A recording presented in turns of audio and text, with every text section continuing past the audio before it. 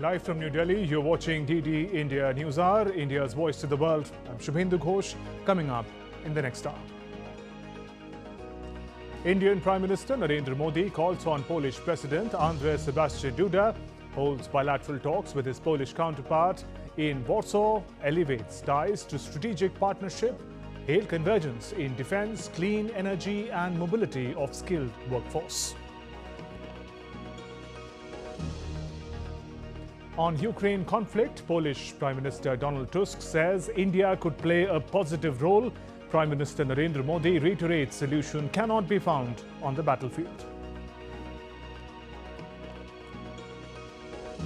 US President Joe Biden calls Israeli Prime Minister Benjamin Netanyahu, stresses on urgency of a Gaza ceasefire. As Democratic Republic of Congo reports over 1,000 new Mpox cases in a week, Africa urgently seeks vaccines.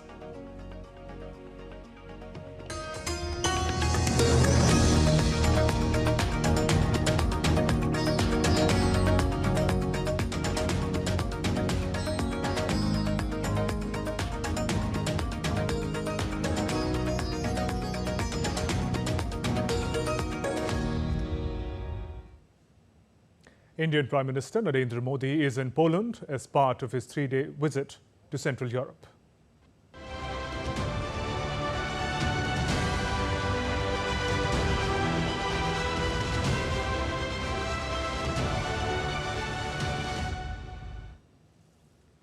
Just a short while ago, India's Prime Minister Narendra Modi called on Polish President Andrzej Duda in Warsaw. Delegations of both the countries were also present at the President House in Poland.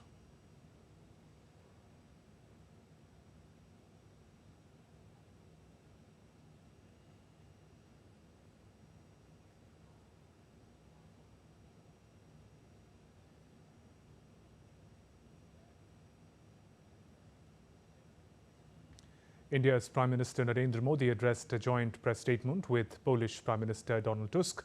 In his address, Prime Minister Modi said that the ongoing conflicts in Ukraine and West Asia are a matter of deep concern, and India firmly believes that no problem can be solved on the battlefield, while noting that loss of innocent lives in any crisis has become the biggest challenge for humanity. Ukraine और पश्चिम Asia में चल रहे संघर्ष हम सभी के लिए गहरी चिंता का विषय है। भारत का यह दृढ़ विश्वास है कि किसी भी समस्या का समाधान रणभूमि में नहीं हो सकता। किसी भी संकट में मासूम लोगों की जान की हानि पूरी मानवता के लिए सबसे बड़ी चुनौती बन गई है। हम शांति और स्थिरता की जल्द से जल्द बहाली के लिए डायलॉग और डिप्लोमेसी का समर्थन करते हैं।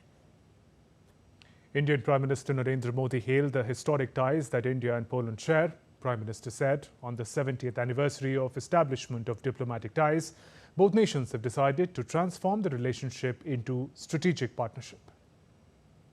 आज हमने संबंधों को एक नई दिशा देने के लिए कई इनिशिएटिव्स की पहचान की है।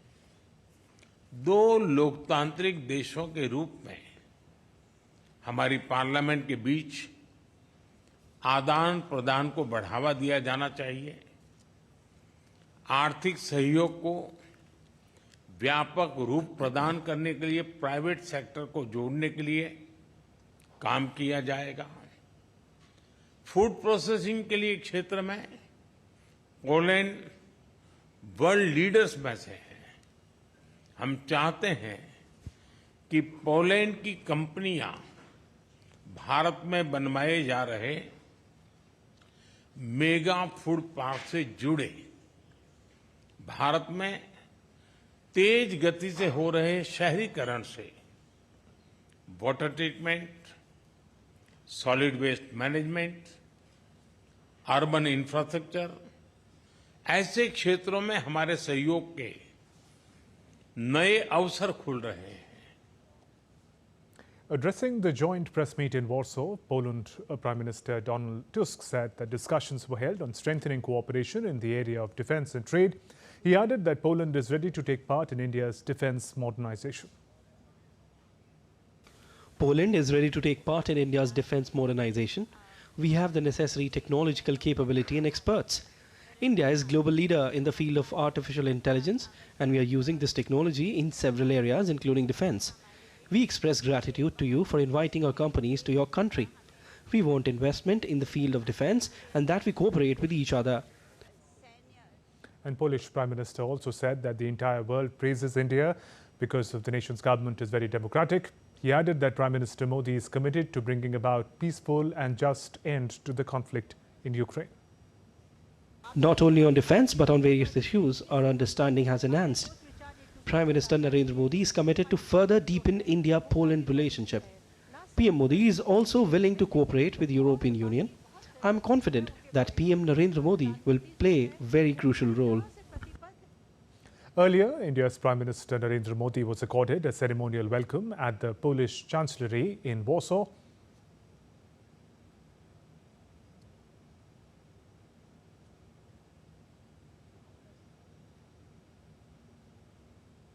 Prime Minister Modi held one-on-one bilateral talks with Polish Prime Minister Donald Tusk in Warsaw.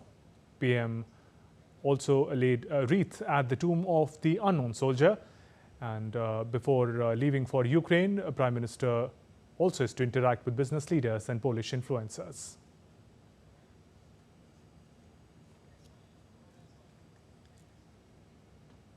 India and Poland held delegation-level talks after the one-on-one bilateral exchange between Prime Minister Modi and Prime Minister Tusk.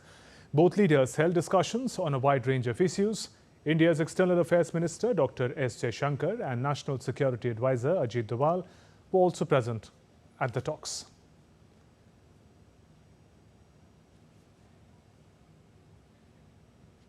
Earlier, Prime Minister Modi addressed the Indian diaspora at an event organized in his honor by the Indian community in Warsaw on Wednesday.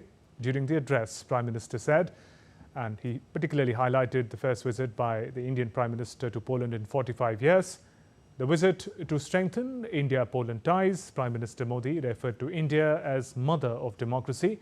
He said India's shared values with Poland brings the two nations closer. Prime Minister Modi commended the role of India in diaspora in the success of Operation Ganga. Prime Minister also talked about Dobry Maharaj, Kolhapur and Battle of Monte Cassino, memorials, examples of people-to-people ties between the two nations. Prime Minister Modi announced Jam Saheb Memorial Youth Exchange Program, when 20 Polish youths are going to be invited to India every year for an exchange program.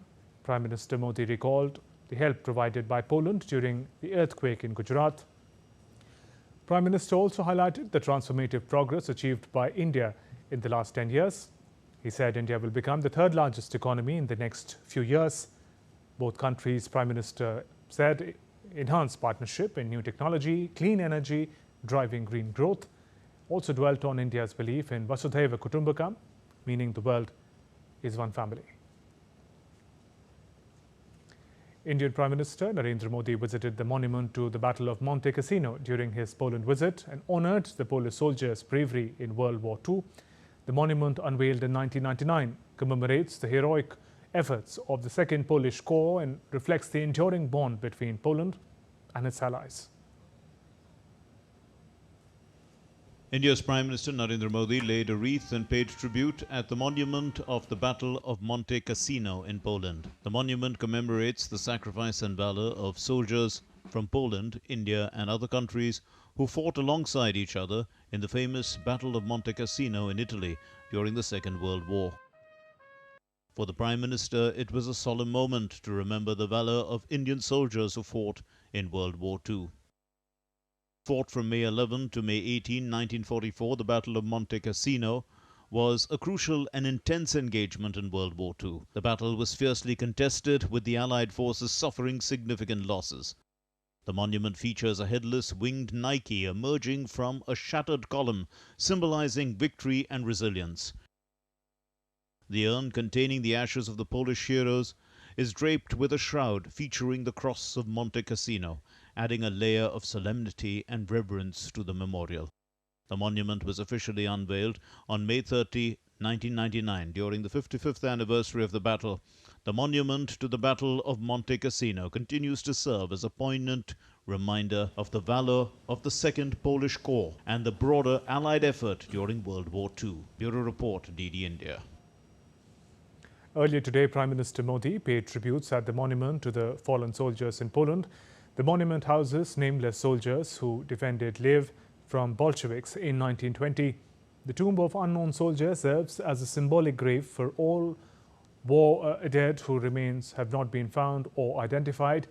3 months after suppression of Warsaw Uprising, the palace was blown up on 27 December 1944. Miraculously, only a small section of the arcades survive, which included the tomb of the unknown soldier. On 8th May 1946, the monument was unveiled again.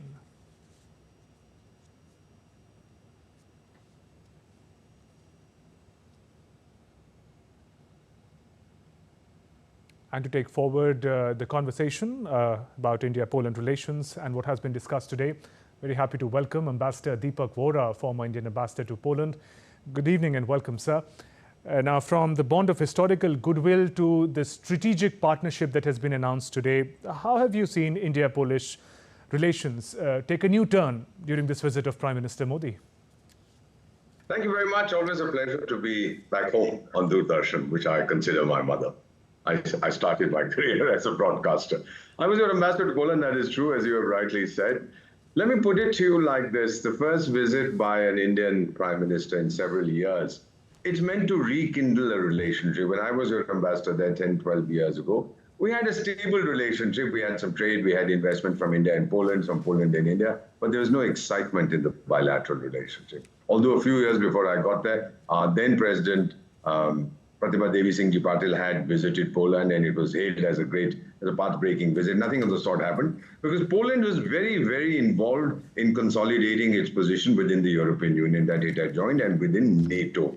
And Poland also benefited greatly from EU structural funds, almost $250 billion over 20 years after its accession to the European Union. And then it has become, with 80% per capita of the European average, it's a kind of beacon for other countries of the former Soviet bloc, so to speak, that are looking to achieve a certain level of development. So this visit should create a certain sense of excitement. It has to be followed up. I have no doubt that our outstanding ambassador in Warsaw and my colleagues in the ministry in Delhi will follow up. Now, Poland has talked about defense. Even when I was your ambassador there, they were very keen on selling their defense equipment to us. But they have pretty good technology in that area. But Atmanirbhar Bharat is also a challenge for them.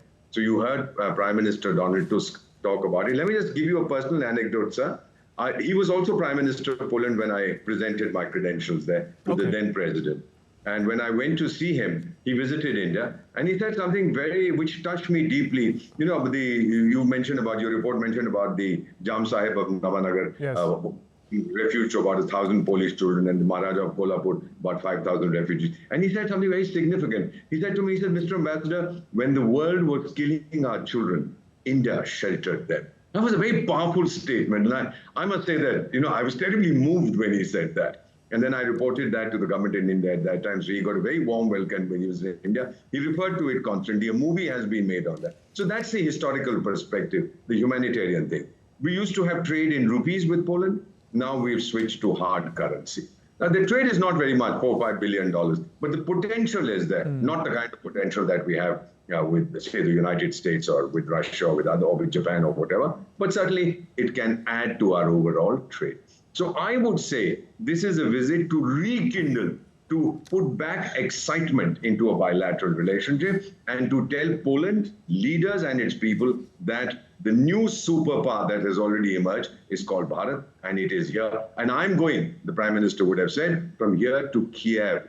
This is the first time India, sir. I'm 73 years young. I've been in diplomacy 51 years and counting. The first time I've seen Bharat play a role in conflict zone diplomacy. He went to Moscow when the conflict was going on. Now he's gone to Kiev when that Kursk invasion and all kinds of funny things, drones are being fired at Moscow, etc. is going on. So we have come of age. I think this is a very powerful statement. Right, and talking about this particular conflict that really shadows the region and much of the world, the statements that have come from the leaders, Prime Minister Tusk saying that India could play a positive role, Prime Minister Narendra Modi reiterating that battleground is not the place to look for solutions.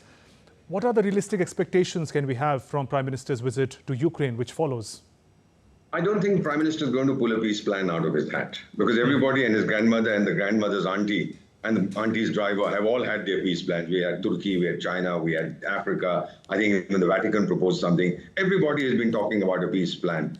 The European Union had one. Nothing seems to have worked so far. But what he is going to say, sir, and this is very significant, and I say it slowly so that the millions of people who watch your program, by the way, you're one of the best anchors in the country, people understand that Bharat is trusted by both sides. Otherwise, we wouldn't be going there.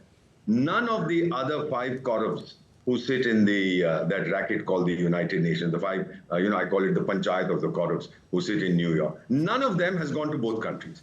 Neither Britain nor France nor United States nor China, and of course Russia is a party to the conflict. We are going. It's a lot about India's stature in the world. We are trusted. And the Poles trust us, and they would have told Zelensky, listen to what the Indian Prime Minister says, because he is not taking one side or the other. He is playing a very honest role, a very transparent role, saying, guys, stop. Now, sir, I want to add something, if you give me another minute. Please. Prime Minister Modi has gone there just after the virtual meeting of what we call the Global South, the Voice of the Global South. 123 countries participated. China and Pakistan were not invited. They are spoilers at any meeting. Those 125 countries I'm privileged to represent to work in 3 African nations as special advisors. They all ask us, and I'm not being facetious. They say, well, where is Ukraine? Why are we suffering for a conflict that is taking place in Europe? Why are food prices going up? Fertilizer prices going up? Why are food prices going up? Hamara kya isme lena hai? You know, there's an African proverb, when the elephants fight, it's the grass that suffers. Why are we suffering? The Prime Minister will convey this, I believe, to the Ukrainian president, say, look, you are getting a bad name. As it is, several countries in the Sahel in West Africa, African countries, have broken diplomatic relations with you because they are suffering for no fault of theirs, and you are messing around at the behest of the French in that area. So he's going to tell him that if you really want the world to support you, then you have to be agreeable to at least talk to the other side on peace. Right. So I appreciate the compliment that you shared. I want to come back to the exchanges between the 2 leaders. The areas, particularly in the area of mobility of skilled workforce, Prime Minister Narendra Modi speaks about social security agreement. We also learned that the diaspora, Indian diaspora in Poland, comprises skilled, semi-skilled workers. For them, how big is this development? But before that, I just want to inform our audiences there are some fresh shots and updates that we are getting from Warsaw. This is Prime Minister Narendra Modi engaging with delegates in Warsaw, Poland. Prime Minister Narendra Modi just a short while ago called on President Duda of Poland. And here, more meetings and engagement follow. On the one side is External Affairs Minister S. Jaishankar, also accompanied by NSA Ajit Doval. Prime Minister Narendra Modi engaging with the delegates in Warsaw. Ambassador Vora, I come back to you with a question about the significance for the mobility of skilled workforce between India and Poland and what has been agreed between the 2 nations. Yep, that's a very valid question. So what is happening? When I was there, you will forgive me for this, but there was a certain amount of arrogance that we detected amongst the Poles. For them, all that mattered was the United States and Poland. That was it. Nobody else mattered. And we didn't have the kind of strength that we possess today. We have the financial strength, we have the economic strength, we have the political acceptability, a number of things. We have the technology, we have the infrastructure, etc., etc. Poland was not able to participate in any of our infrastructure projects. They were busy elsewhere. Then Poland has also recognized that the Chinese dream is over, that Belt and Road Initiative, etc. What it resulted in, and Poland is a signatory, much greater Chinese exports to Poland than Polish exports to China. So they've realized that this is some kind of ploy by the Chinese to find a market for their excess surplus production.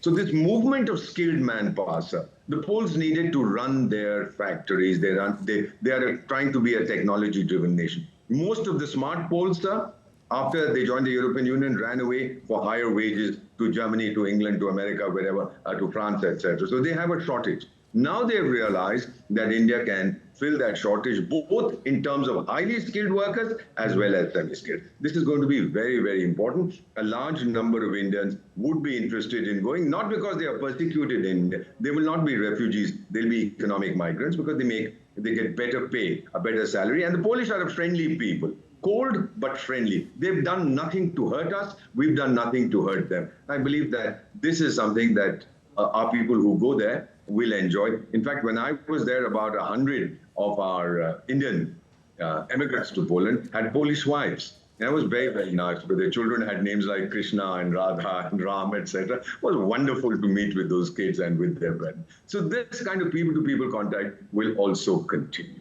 Your reference to Indian culture also reminds me, sir, the interest that Polish have in Indian culture, Indology, Sanskrit, these are commonly heard areas in Polish universities. From the 16th century, right, Polish nobility came to India and were totally bowled over by our culture, by our philosophy. And I think the first chair of Sanskrit studies was 1860 or something, like Jagiellonian University. It's tremendous. There's tremendous interest. I think over 500,000 Poles regularly practice yoga. Many of them come. There's the World Yoga Center in the nation's capital. I'm associated with it in New Delhi. Many Poles come there to stay and to practice meditation, to practice yoga, to practice Buddhism. A great deal of interest in that also.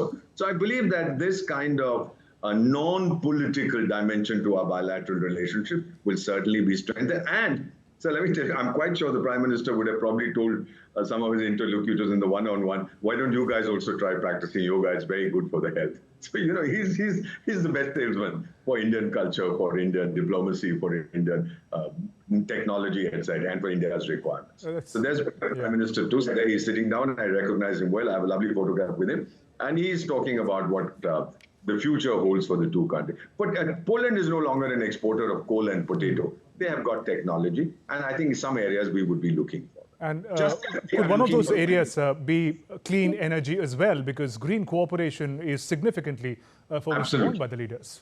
Absolutely. You hit the nail on the head. Both sides want it. Poland certainly does.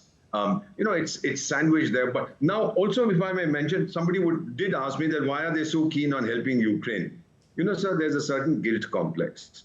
Just after the Second World War, there were about almost 1 million Ukrainians living in the reconstituted Poland. Poland had ceased to exist when the Germans attacked from one side and the Soviet Union from the other. For 5 years, there was no Poland.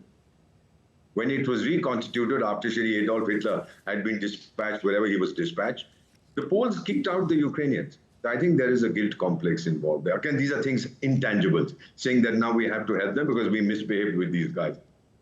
That explains the kind of all-out support that they are giving to Ukraine. I think that's the past, but then the past, in Europe at least, continues to weigh heavily on the present. All in all, I think this bilateral visit will inject excitement into our bilateral relationship.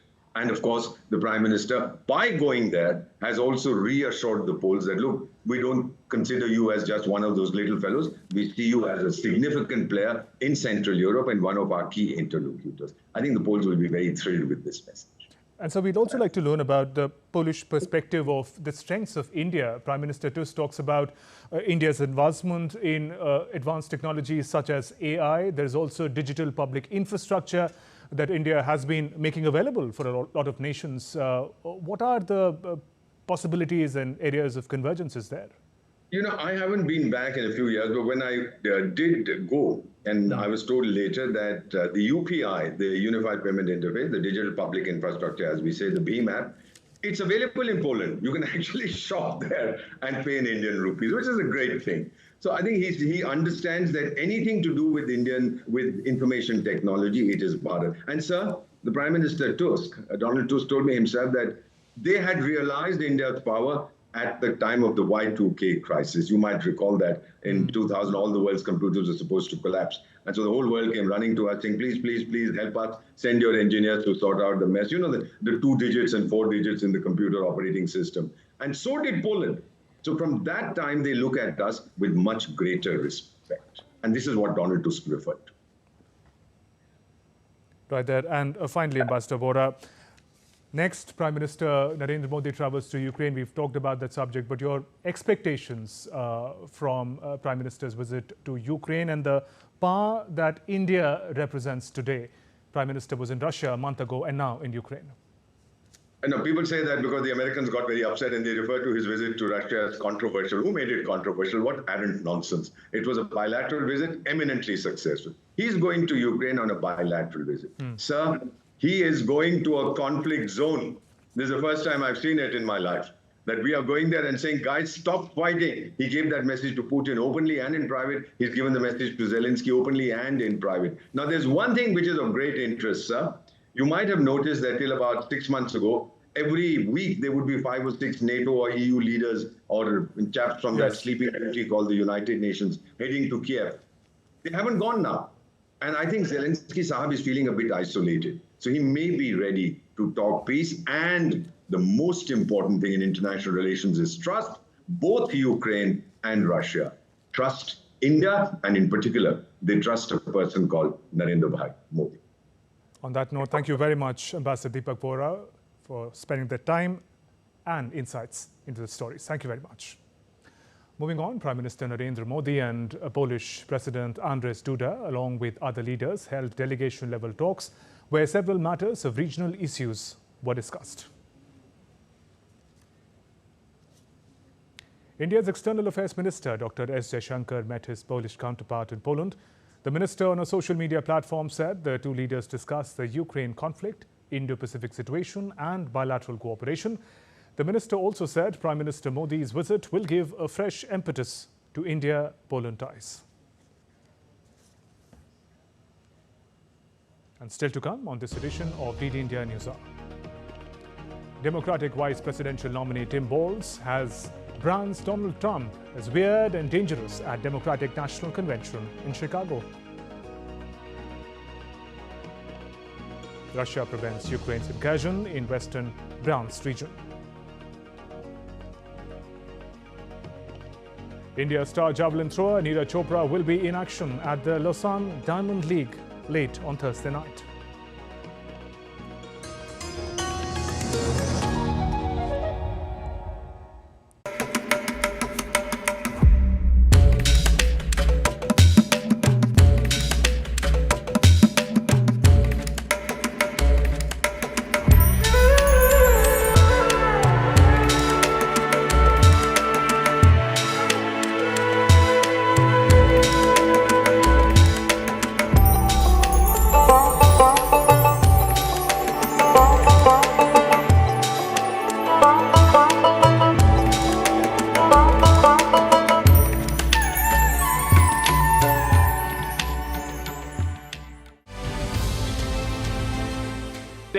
अगस्त को जब भारत ने चंद्रमा पर तिरंगा फहराया, उस दिन को अब हिंदुस्तान नेशनल स्पेस डे के रूप में मनाया जाएगा। भारत का गगनयान भी हमारे स्पेस सेक्टर को एक नई बुलंदी पर ले जाने वाला है।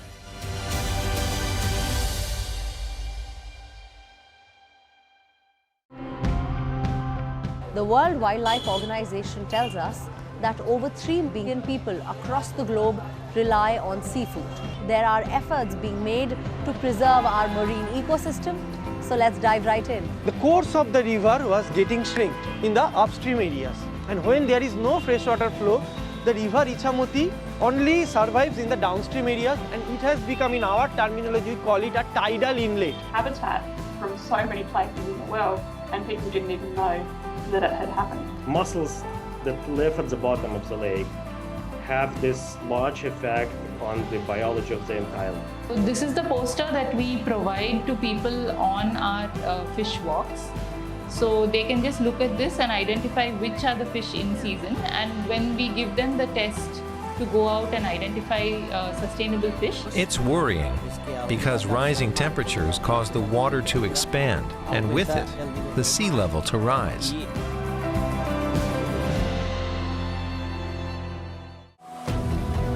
This is a story of making of India's space surge and stellar decade of space.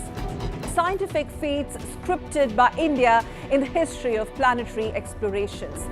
Stories of Indian scientists operating from the very first mission control room in a church and transporting rocket parts by bicycle and bullock carts. This is the stuff that India's legendary space stories are made of. India is inching closer to the sun. India unraveled the secrets of Mars. India has its national pride placed on the moon.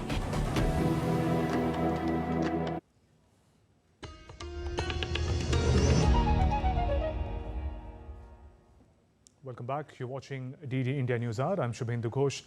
Democratic vice presidential nominee Tim Walz has branded Donald Trump as weird and dangerous at the Democratic National Convention in Chicago.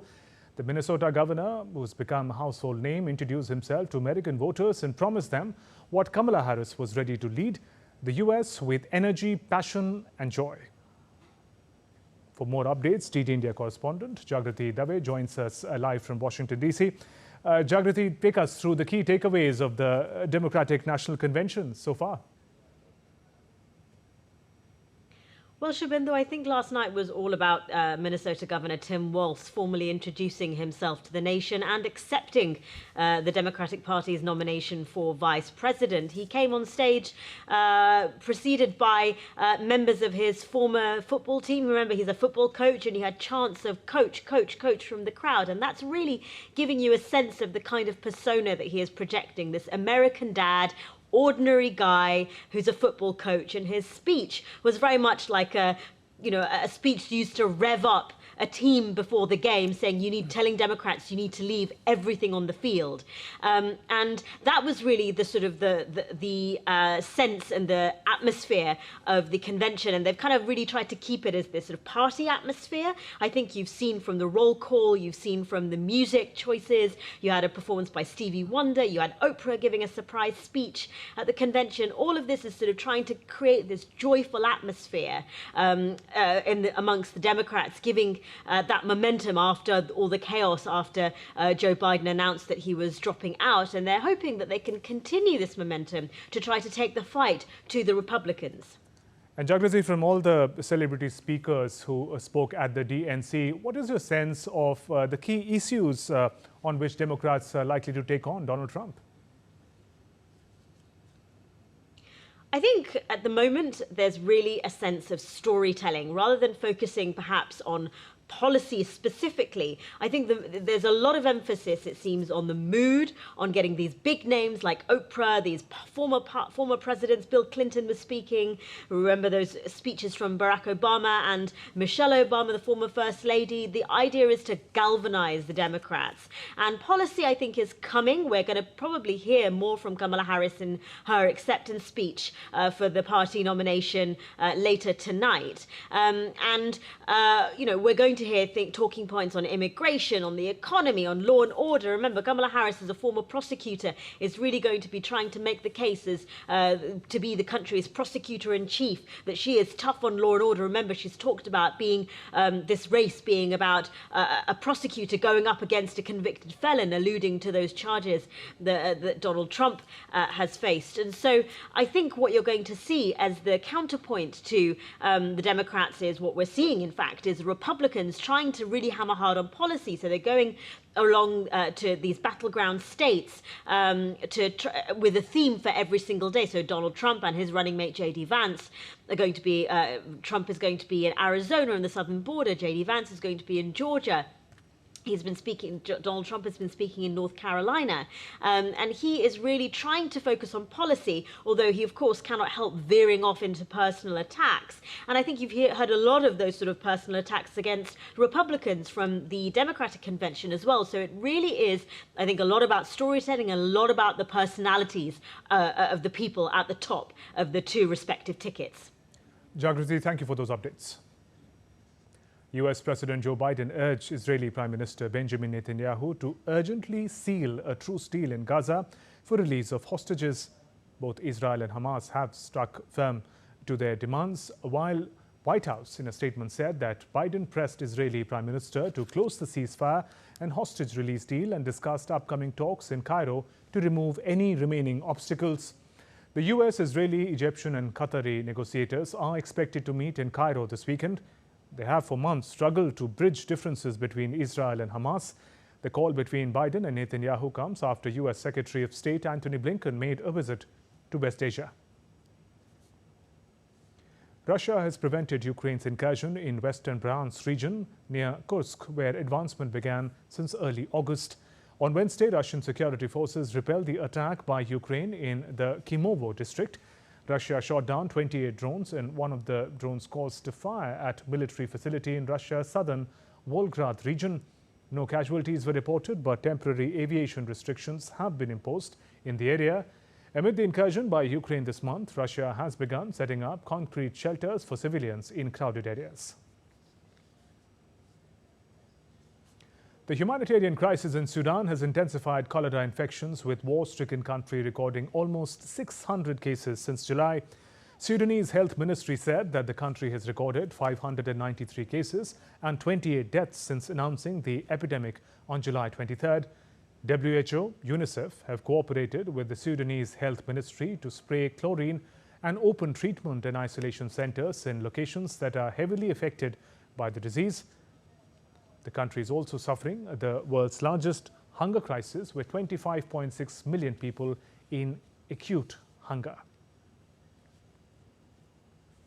Moving on to some national stories, India's President Draupadi Murmu presented Rashtriya Vigyan Puraskar, or National Science Awards 2024 in Delhi on Thursday. The awards were conferred to celebrated biochemist Govindarajan Padmanabhan, who was selected for the first Vigyan Ratna Award, the topmost science award in the country, while ISRO's Chandrayaan-3 team was selected for the first Vigyan Team Award. The awards are given in the field of science, technology and innovation to recognize outstanding and inspiring scientific, technological and innovation contributions of researchers, technologists and innovators.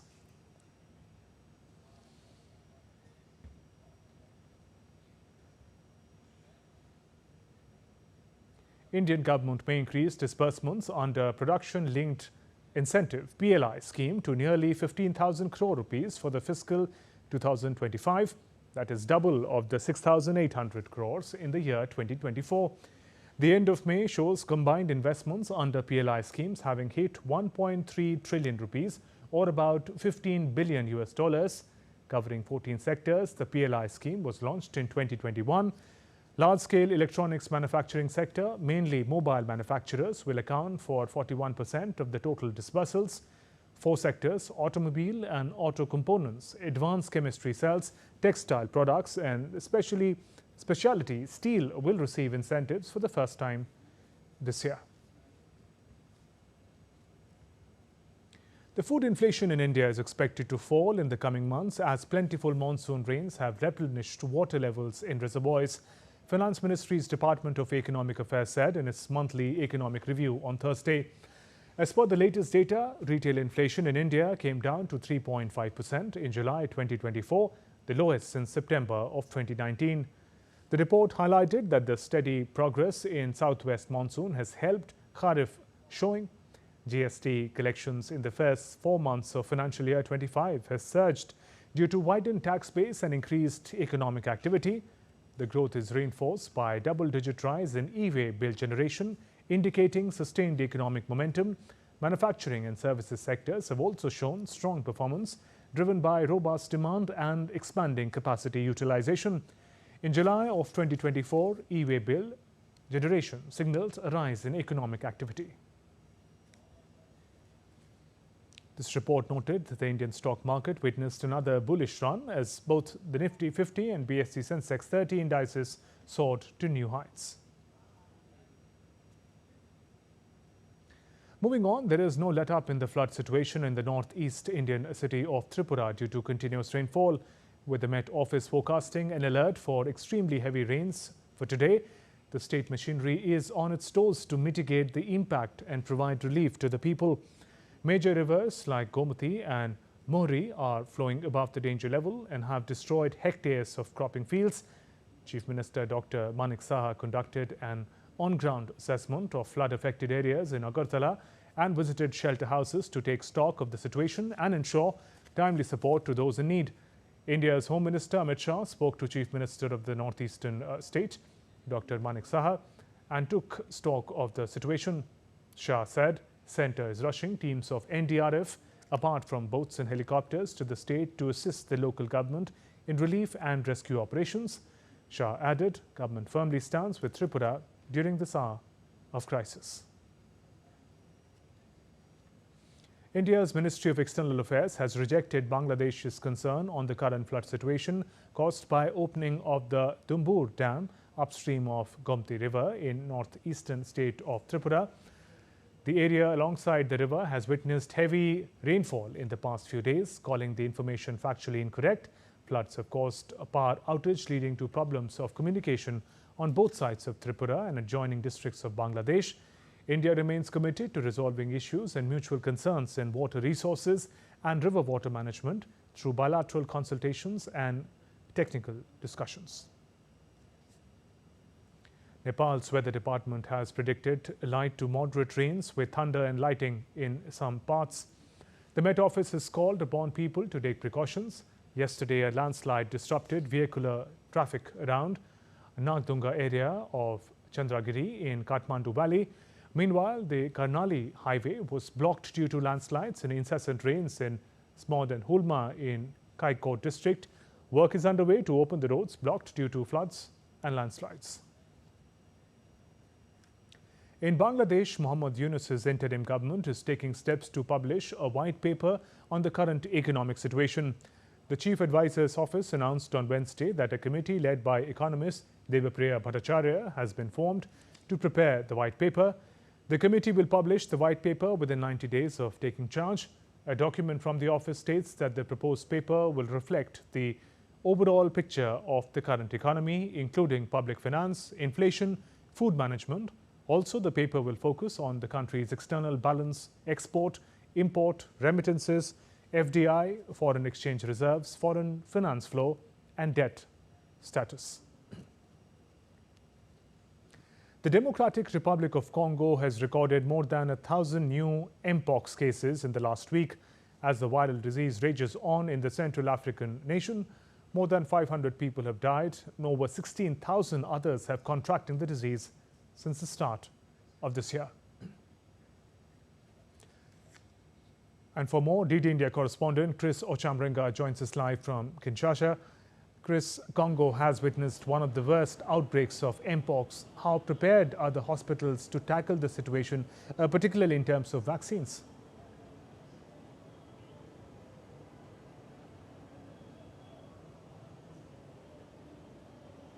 Yeah, so the DRC Health Ministry has announced that they have formed a national task force to deal with this Mpox outbreak that is sweeping across the country. And they're saying that these health teams that they have got the experience of dealing with these outbreaks from dealing with different infectious diseases like Ebola and the COVID-19 pandemic. But they are still struggling to deal with this outbreak that is spreading rapidly across the country, and that's because they do not have the resources. The Ministry of Health had announced that they need $49 million to come up with a comprehensive response plan, but the government only released $10 million. And we visited one of the health facilities here in the capital, Kinshasa, where patients of Mpox are being treated. And the health workers there were overwhelmed by the number of patients. There was one patient who came in and there were no beds to accommodate him. So he had to stay on the veranda for hours as the health workers tried to improvise and get a place for him. And so this is the capital of Kinshasa, which has relatively better facilities than many other parts of the DRC. And so the situation in some of the rural areas is really bad. And that is why the DRC government has called on the international community and organizations like the World Health Organization, the UN, to really come in and help them to deal with this outbreak that is spreading very fast across the country. And Chris, what is the administration doing to prevent the spread of the disease? That's a big challenge at the moment.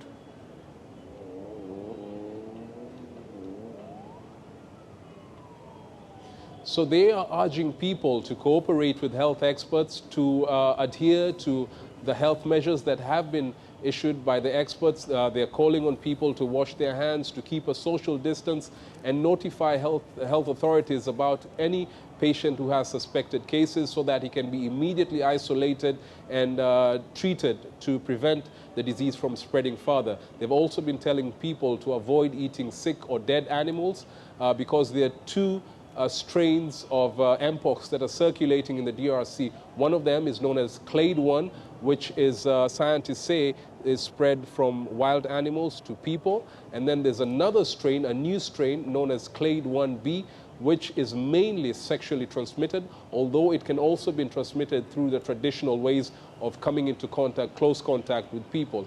And so they have been urging people to change their behavior, to watch what they eat, and also their sexual behavior. And that is something that people are still taking up slowly, because there are parts of the DRC, in the east of the DRC, which is a conflict zone. Many people are cut off from the communication in this part of the DRC. And so it's a huge challenge that the DRC is going to be facing, dealing with this outbreak that is spreading very fast across the country. Chris, appreciate you joining us with those updates from Kinshasa. Stay safe. Bangladesh floods have taken toll over millions of people, affecting 8 districts due to non-stop heavy rains and onrush of water from the upstream regions over the last few days. Around 190,000 families have been marooned and 2 people died as the rains continue to lash the country. Army and Navy members of the country have been deployed in flood-affected areas to help people. A 5th body has been recovered out of 6 missing people from the sunken yacht on August 22nd near the Sicily, Italy. The 56-meter-long sailboat was carrying 22 people, was anchored just off the coast of Portugal, Sicily, when it was hit by an unexpectedly violent storm on August 19th. The Atakama Salt Flat in Chile is sinking at a rate of 1 to 2 centimeters per year due to brine extraction by firms producing lithium and other minerals, reports a study by University of Chile. Concerned with the depleting salt in the country, environmental authorities have charged the companies with possible irregularities in extraction of brine. Germany organized world's biggest video game trade fair, Gamescom, in Cologne on Thursday. This fair brings revolutionary technological leaps and developments in other areas, including artificial intelligence and digitalization of traditional industries closely interwoven with programming for video games. You're watching DD India News Hour. Time now for sports. India's star javelin thrower Neeraj Chopra will be in action at the Lausanne Diamond League late on Thursday night. The event features a strong field, including Paris Olympics bronze medalist Anderson Peters. Though Olympic champion Arshad Nadeem will skip the event, the Lausanne Diamond League meet will be the 5th competition of the season for Chopra. Neeraj won silver at Paris 2024 with a throw of 89.45 meters and is currently 4th in the Diamond League standings. He needs a top 6 finish in Lausanne to qualify for the Diamond League finals in Brussels next week. His main competition includes Jakob Waldech of Czechia and Julian Weber of Germany. Portuguese footballer Cristiano Ronaldo broke the world record after hitting the fastest 1 million YouTube subscribers on Thursday. The football star launched his channel on Wednesday, quickly amassing hundreds and thousands of subscribers within hours. 39-year-old and 5-time Ballon d'Or winner announced on social media saying, "The wait is over, the channel is here, subscribe and join the journey." Just a couple of hours later, after his first video went live, 1.69 million subscribers had already joined his channel. Ronaldo, who has 112.5 million followers on X and 636 million on Instagram, is set to take over YouTube next. In cricket, Afghanistan Cricket Board appointed former Indian fielding coach Ramakrishnan Sridhar as the assistant coach for the national team on Wednesday. Ramakrishnan will coach the team for their upcoming fixtures against New Zealand and South Africa. The board expressed hopes that Sridhar will effectively fulfill his role and is looking forward to a potential long-term contract in future. Sridhar, who worked as India's fielding coach under leadership of former head coach Ravi Shastri, is expected to bring extensive coaching experience to the table. Chelsea completes the signing of Portugal forward Joao Felix from Atletico Madrid, while England midfielder Conor Gallagher moves in the opposite direction. 24-year-old Felix, who had signed a 7-year deal with the club, scored 4 goals in 20 appearances during his 6-month loan spell in the West London in 2023.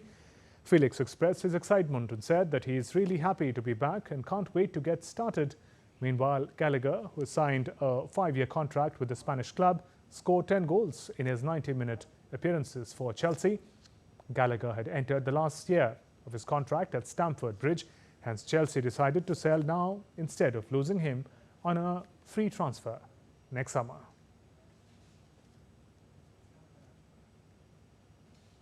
The England and Wales Cricket Board has announced on Thursday that England will play a men's test match against Zimbabwe next year after a gap of more than 2 decades.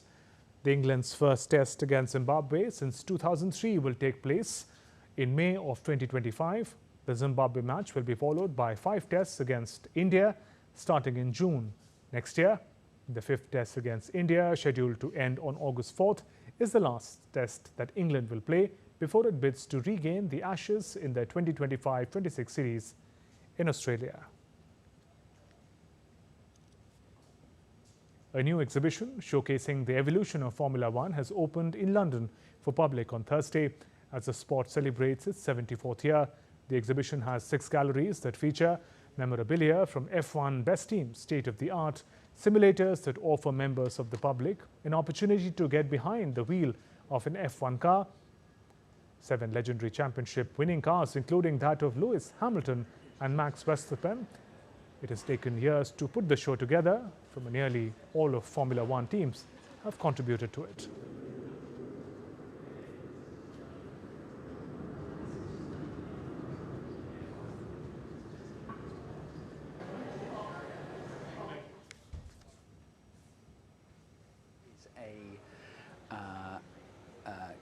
Storytelling experience, I think that's the best way to describe it, stretched over 7 individually designed galleries, each of them a new world that we have created that provides a different perspective on the sport's past, present and future.